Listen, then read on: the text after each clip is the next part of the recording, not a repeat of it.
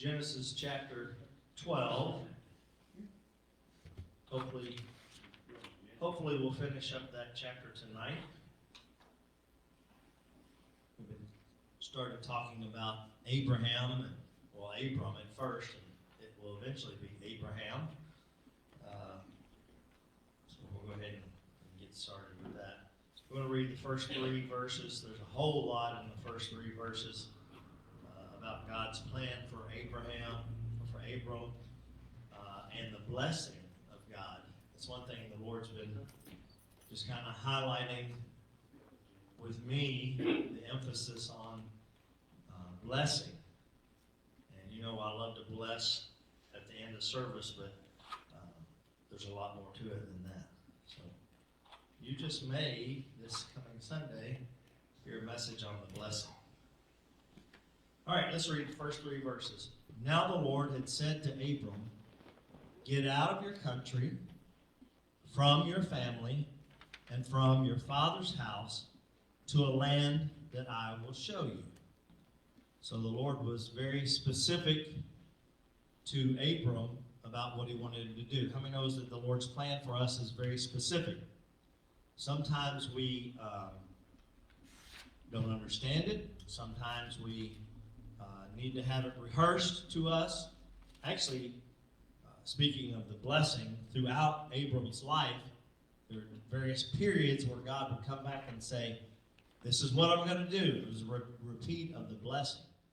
God's plan for Abram was very specific, and we'll see that Abram did not, as we talked a little bit about last week, did not fully obey God. And not fully obeying is actually disobeying. So we have to take a look at that.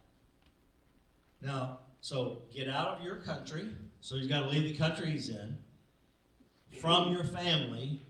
But then he got real specific. From your father's house. Right? And then to a land that I will show you. It's interesting that God didn't say, "Go to Canaan." But he said, "I'll show you when you get there." So why would God do that? Say it? I think he wanted to see if he trusted him and had faith in what he was telling. See if he trusted him. See how specifically Abram would follow. That's difficult. I mean, it's difficult to leave your family, obviously, to leave your country. I've left my country a few times, and I'm always glad to get back. But God was specific about leaving this country, and I'm going to show you a land. And so we see that. Let's read verse 2 and 3. "I will make you a great nation. I will bless you and make your name great, and you shall be a blessing." So God was very specific with that blessing as well. I'm going to make a nation out of you. So God moved him from his own country, and then he's going to make a nation out of him in a new place. So that is very specific. I was thinking about when some of us, Bill and I, went to Haiti. I was glad to leave Haiti when I left Haiti because it was hot. It was 115 degrees every day there. And Bill can attest to that. I'm not exaggerating. No, some of them more than that. Yeah. So anyway, so that's the specifics of his purpose or his plan for Abram, and then the blessing. So God does repeat the promise to him, and he's going to see if Abram will be obedient. How many of you read Hebrews chapter 12? Do you know what that's called? Yeah, Hall of Faith. That's kind of commonly known as the Hall of Faith. But now notice that Abram didn't start out full of faith. Wasn't fully obedient, but he was somewhat obedient. So he didn't start as a hero of faith, but he kept growing in his faith and in his obedience. So if you're not where you want to be in your faith, just keep growing, right? In your faith, keep trusting the Lord. Keep dependent upon him. Also, when you look at the blessing, notice how many times it says, I will there, right? So it wasn't dependent upon Abram being absolutely perfect in his obedience, because we know he wasn't, or absolutely perfect in doing everything exactly like God said, because we're going to talk about something that beyond this that Abram did tonight that was totally out of God's will. Abram he paid a price for it too. So we'll talk a little bit about that. So chapter 11 of Genesis was about the plans of man. Do you remember what we talked about the last time we met? We talked about the Tower of Babel. And mankind got together, decided that they're going to build this tower, so that's the plans of man, and we see that it failed. And how many knows that the plan of God for Abram and for Christianity eventually will be successful, right? So, interesting to see that. He said he's going to make his name great. I don't know if you've ever studied Abram, but he's important in more than just the Jewish religion. He is important to the Muslims. Can anybody tell me why? Ishmael, yes. So he's considered the father of the Muslims as well as the father of the faith.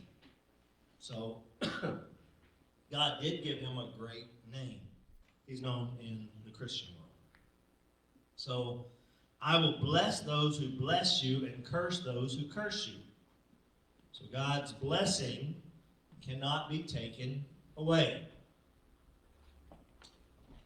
I might repeat myself this coming Sunday in saying that. No matter how hard man tries to take the blessing of God and curse someone, if God has spoken it, it will come to pass. Doesn't mean there won't be some heartache, some trials, some issues, but how many knows if God spoke it, it's going to come to pass. And a man cannot stop it. How do we know that? You remember a little story in the Bible about a man named Balaam. And an enemy of Israel, because Balaam was somewhat of a prophet, although not a prophet really of God, but he was used to prophesy and to bring blessings and all that kind of stuff. He was skilled to do that. And one of Israel's enemies hired him to speak a curse against the nation of Israel. How many knows what happened? Couldn't do it. Every time, and I know I'll say this if I preach what I think I'm preaching, every time that Balaam tried to curse Israel, it came out as a blessing. Isn't that neat? I mean, so no matter what the enemy tries to do or speak against you or curse, it can't come to pass because God's already spoke a blessing over it, or over you. So it's very interesting whenever you begin to look at that. If you look, speaking of being cursed, so it says, I'll bless those who bless Israel, I'll curse those who curse Israel. And there are some nations down through history who tried to curse Israel. An example is the Greeks. They overran Palestine, desecrated the altar in the Jewish temple, but eventually they're overran by Rome. And then Rome gets destroyed as well. So Rome falls. Spain tries to come against Israel. I mean, have you ever heard of the Spanish Inquisition? So they try to come against Israel. They're going to be unsuccessful. And then, I know you've all heard this if you've had world history of any sort. You remember a man by the name of Hitler. And he was responsible for over 6 million deaths for The Israelites, thank you. Nations that have tried to curse Israel have ended up defeated. As a matter of fact, even the Catholic Church, which tried to come against Jews in the 4th century, in the medieval period, they had also tried to do that, and they were expelling Jews from England, France, Spain. So there's a lot of history there. A lot of nations that tried to come against Israel, but they were all defeated eventually, right? And God's plan and purpose for Israel still took place. In you, all the families of the earth shall be blessed. How does God bring that about? How does God bring a blessing from Israel that's going to affect the whole earth? Through Jesus, right?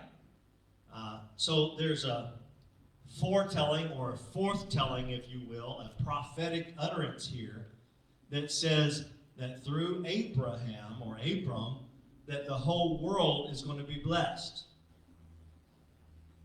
Do you realize how much bless or blessing or blessed is in the Bible? I just thought I would do a quick research on it, and it was 454 times that I could find, just by doing a little bit of research and Bible Gateway and just different things like that. So 454 times that God uses the word bless, blessing, blessed, whatever, like that, something like that in the Bible. So God is all about blessing, and specifically His people. When you see that, it really talks about that particular phrase, all the world is going to be blessed through him. It indicates a missionary vision that God had that would start with Abraham and end with, well, not end, but continue on through Christ and runs up through today.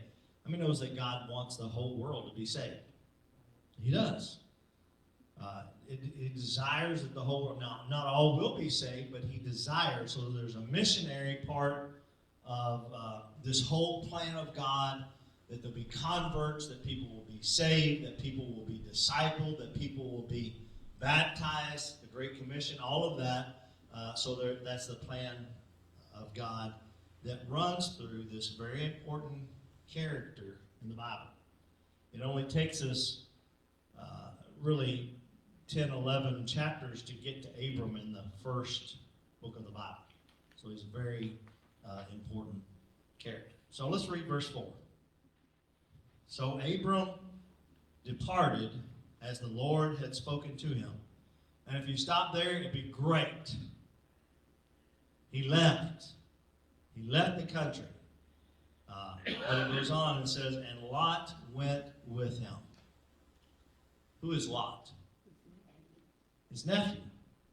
What did God tell him to do about his family? Leave him. And specifically his father's family, which is what Lot was, right? So, very interesting that we see that. And Abram was 75 years old when he departed from Haran. He didn't go directly to Canaan like he was told, and he took family. We talked about that last week, but this is specifically, this chapter really goes into that.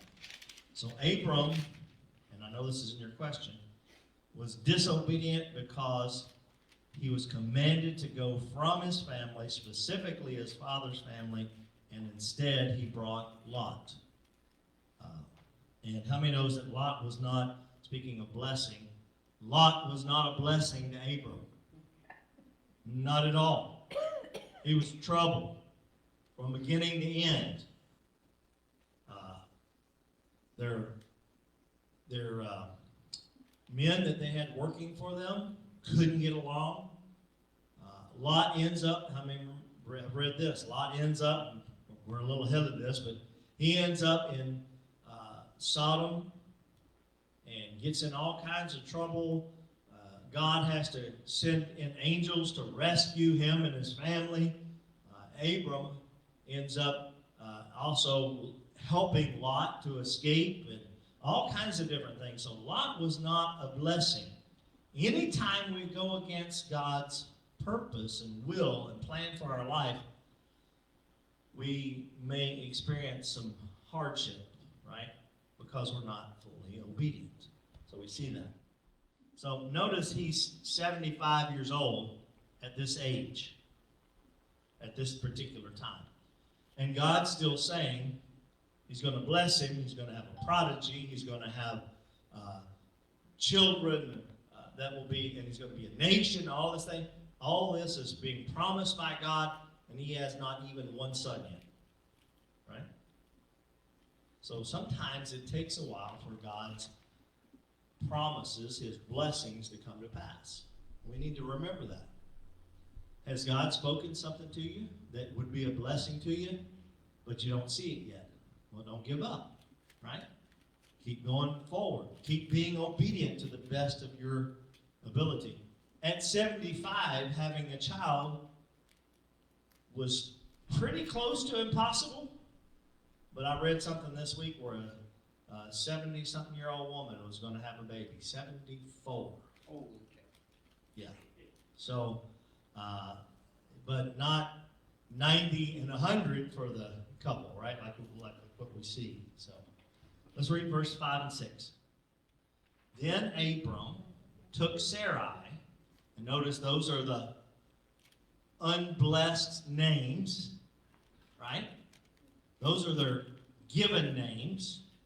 Abram and Sarai, his wife, and Lot, his brother's son, and all their possessions that they had gathered, and the people whom they had acquired in Haran. So he's purchasing slaves, all that kind of thing is happening in Haran. And they departed to go to the land of Canaan. So they came to the land of Canaan. Abram passed through the land to the place of Shechem. If you read much of your Old Testament, you're going to see Shechem mentioned quite often. It's a very important place. I didn't have time to go into how many times that's mentioned and the importance of that specific situation, but it might be a good word study for you if you're interested in that. As far as the terebinth tree of Moreh, and the Canaanites were then in the land. So now notice, this is speaking of Abram, and God's already saying, you're going to get this land, you're going to have it, but the Canaanites are still there. And we know from reading the Bible, but also from history, will tell us that the people that were in that land were very evil people. Good point. Yeah, good point. That might be why God didn't say, you're going to go over here, because he probably would have had a recollection of Canaan being a very evil place. As a matter of fact, God says, even though they're going to acquire this land, Canaan, that the iniquity of this people hasn't grown to its full place yet, in order for eventually Joshua and Israel will go in and take the land, right? So very interesting as we look at that. So it was the Canaanites that were already in the land, but it's going to be a while, quite a while, before they possessed it. Abram comes into the land. Nobody knows him. He had come from a place that was full of idolatry. His family was probably participating in that, because that's why God said, leave them, right? Because God doesn't normally tell us to leave our families, does he? Matter of fact, God's very pro-family throughout the Bible. You see that. But it was because it was a place of idolatry. Abram gets to Canaan, and he's a stranger. He isn't known at all, though he's eventually going to, his family, his prodigy, the nation that will come from him, he is the father of that. So very interesting how all of that takes place. So Abram stops, as he's passing through the land, he stops in Shechem. The name Shechem means shoulder, like as in shoulder, this, right? And it is a it's describing the geography of the area. So that's what that name means. There are two hills, one called Gerazim and one called Ebal. And so if you can imagine two hills side by side, they form what is going to look like two shoulders. And so that's what Shechem means. How many can tell me, not in your questions, not Israel, how long would the Canaanites remain in the land? Sorry. How long will it be before Israel comes and starts taking over? You might know how long they were in captivity in Egypt? 440 years. Right? Yeah, that's a long time, right? But God's ahead of the game. God knows. So when God tells you something, it could be a while before God's promise comes to pass. So we need to remember that and still trust the Lord. Verses 7 through 9. Then the Lord appeared to Abram and said, "To your descendants I will give this land." And there he built an altar to the Lord who had appeared to him. And he moved from there to the mountain east of Bethel, and he pitched his tent with Bethel on the west and Ai on the east. Have you heard of the term Ai? That city Ai.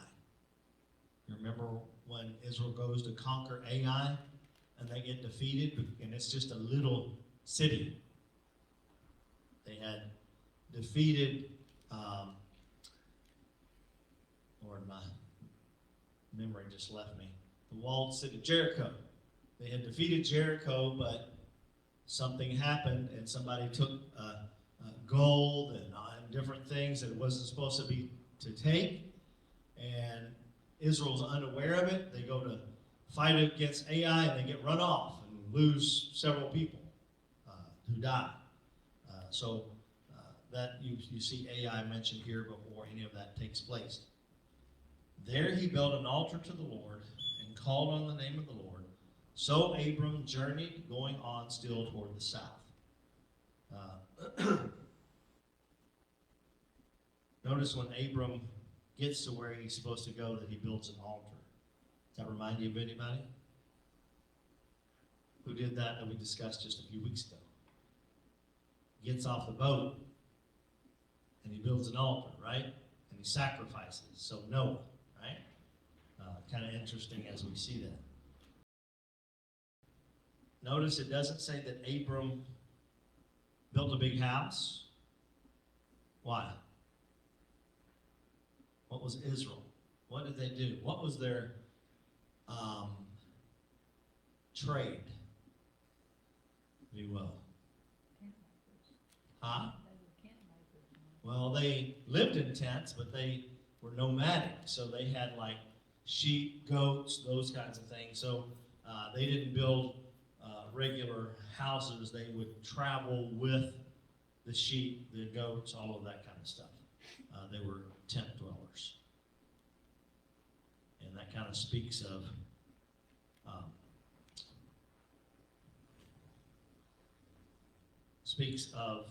the non-permanence of where we live.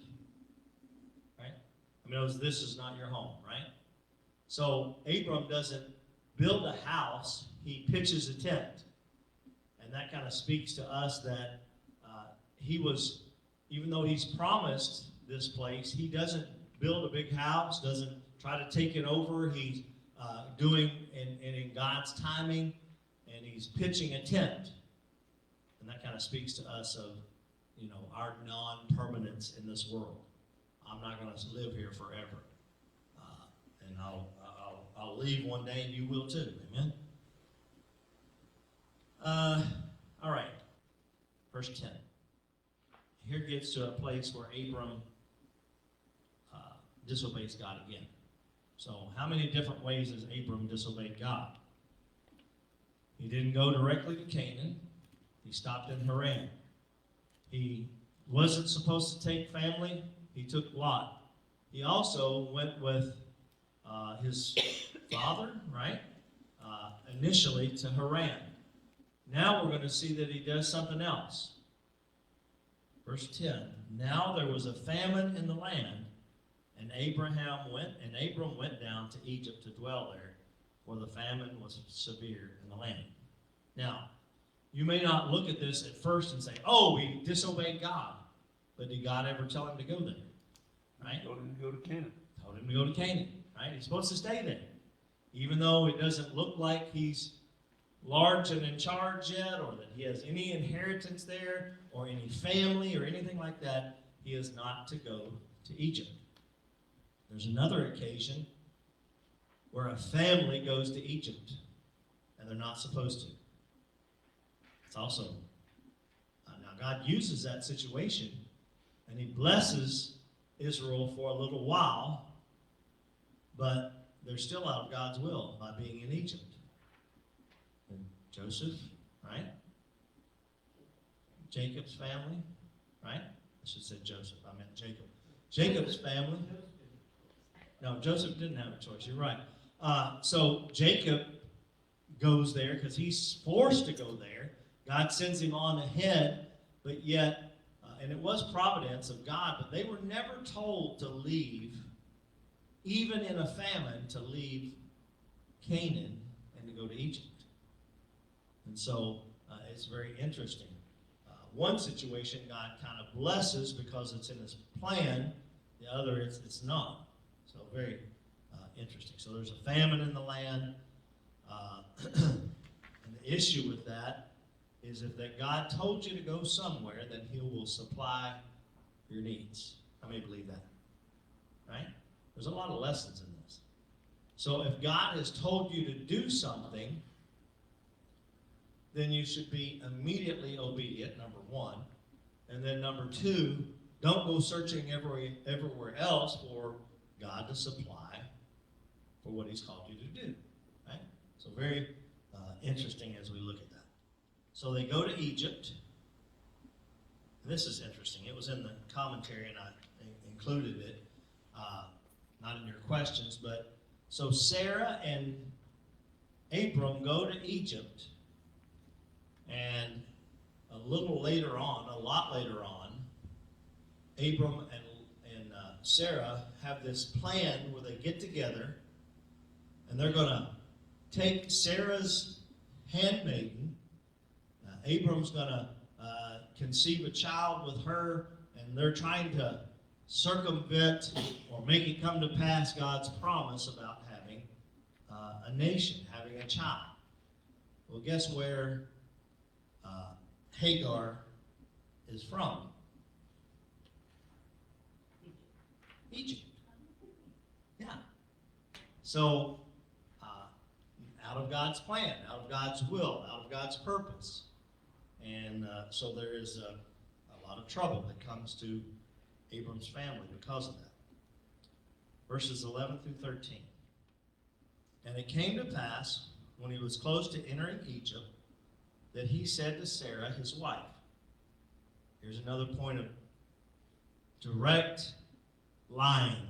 That's all you can say it is. And certainly disobedience, because we're not to lie. It came to pass, when he came close to entering Egypt, that he said to Sarai, his wife, indeed, I know that you are a woman of beautiful countenance. Sarah must have been gorgeous, because the Bible doesn't talk about too many women there's a few about how pretty they are. But Sarah must have been beautiful, because he said, I know that you're a woman of beautiful countenance, and then we see later on what happens. Therefore it will happen when the Egyptians see you that they will say, this is his wife, and they will kill me, but they will let you live. Please say that you are my sister. Right? So that's what lie did Abram ask Sarai to tell? Hey, say that you're my sister. Right? That way. And how many knows that was totally self-centered on Abram's part? He wasn't really thinking about Sarah when he said that, because somebody, and you know what, that does happen, somebody would look at it and say, oh, that's just his sister. Well, I'm going to take her to be my wife. And so he was very self-centered that Abram said that. that it may be well with me for your sake, and that I may live because of you. At this point, Sarah would have been about 60 years old, 65. She's like 10 years younger than Abram. So this is a gorgeous 65-year-old woman, right? So much so that eventually a king wants to take her to be his wife. And there's issues that come about. So she must have been a very attractive woman. And Abram asked her to lie.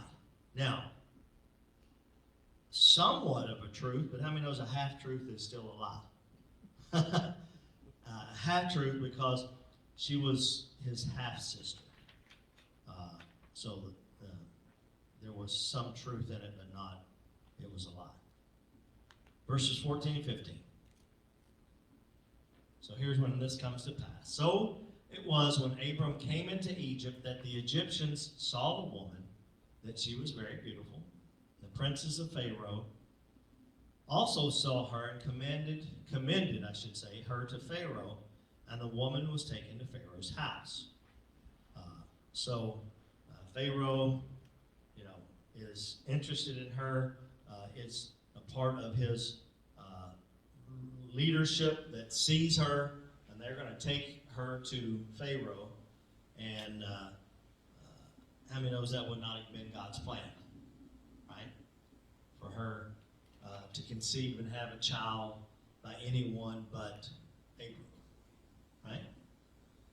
It doesn't say at this point that Sarah or Abram knew that she was barren. So it's kind of interesting that there's someone from Pharaoh's house that wants her to be a wife. Verses 16 through 20. He treated Abraham well for her sake. So notice, Abram is, number one, he's blessed. God already said he's going to be blessed, right?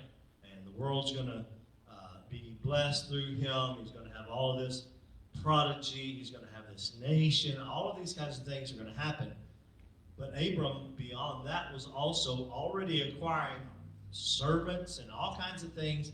Now look what Pharaoh does for him because he wants Sarah. He treated Abraham well for her sake. He had sheep, oxen. This is one of your questions. You can jot that down as we go. Male donkeys, male and female servants, female donkeys, and camels. Abram's becoming very blessed, very rich, though it is kind of deceitful the way that he gains these riches.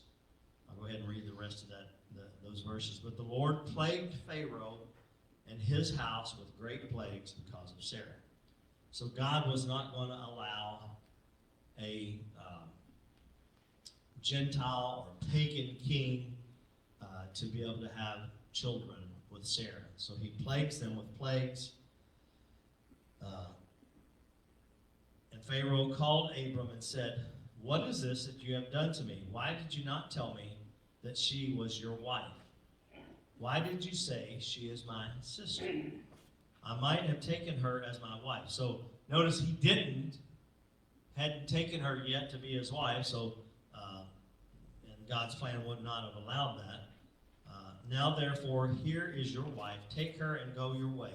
So Pharaoh commanded his men concerning him, and they sent him away with his wife and all that he had. This pagan king was not allowed to take Sarah as his wife, and the pagan king ends up scolding Abraham because of this thing that he done for the lie. But how many knows that later on there's another lie from another family member, right, of Abram? And so maybe that lying spirit was passed down. I don't know. He said, "What have you done for me?" So if we look at all of this, Abram, though not perfect, is still blessed. He's becomes a person of great faith, and because of the circumstance he's placed in, he has to continue to trust God. How many of us would not want to have a trial in our life if we had a choice? All of us, right? Circumstances, situations. But would our faith ever grow if we didn't have any of those? So we see that God is using Abram, I should say, and he's going to bless him, but there are some things that he has to go through in order to grow in his faith. And the same can be said of us. All right. We'll go through the questions, and if you have any other comments or questions or anything. So what instructions did the Lord give Abram, according to verse 1? Leave your country, Leave your country, leave your family, leave your family, and your father. your father's house. What else? One last thing. One last instruction. To go where? Canaan. To a land that I will show you. Right? Yeah. He didn't tell him right away. They may have a point there. I hadn't thought about that. Question 2. What did God promise Abram? Nation? Bless him and make his name great. So, lots of blessings there. Verse 4, according to verse 4, how did Abram disobey God? According to verse 4, there's several places he disobeyed God. Took Lot with him. He took Lot with him, yes. According to verse 6, who was in the land that God promised to Abram? Canaanites. So there's going to be a fight, right? Eventually. 400 and something years later. But verse 10. How was Abraham disobedient? He went to Egypt. He went to Egypt. Yeah. Question 6, according to verse 13, what lie did Abram ask Sarah to tell? Say that you're my sister. What was Abram given because of Pharaoh's interest in Sarah, according to verse 16? All kinds of things. All kinds of animals, sheep, oxen, male donkeys, female donkeys, camels, and servants, right? And then question 8. What did the Lord do to Pharaoh and his house because of Sarah? Great plains. Great plagues.